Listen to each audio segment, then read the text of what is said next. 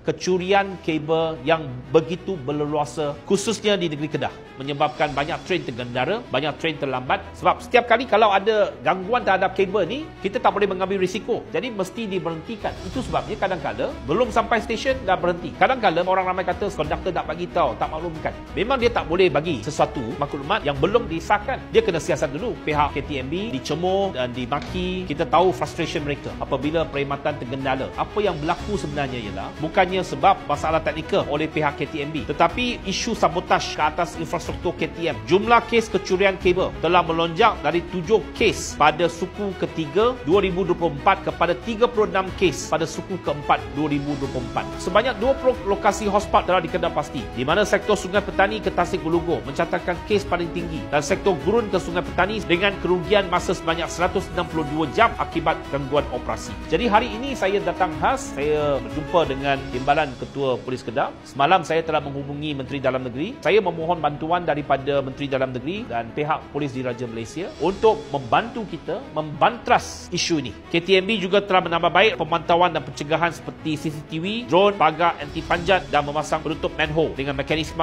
kunci baru. Sistem semboyan berperanan mengawal pergerakan train yang membawa ratusan penumpang dan kargo yang nilainya jutaan ringgit secara selamat. Kecurian kabel sistem semboyan bukan sekadar mengganggu perkhidmatan KTM tetapi berpotensi untuk menggugat keselamatan penumpang dan kargo. Sindiket mencuri kabel adalah sabotaj berunsur jahat yang menjejas ketenteraman awam dan keselamatan negara. Kementerian Pengangkutan akan bekerjasama rapat dengan agensi-agensi khususnya pihak polis PDRM untuk memburu anasir-anasir yang mensabotaj infrastruktur negara dan membahayakan orang awam.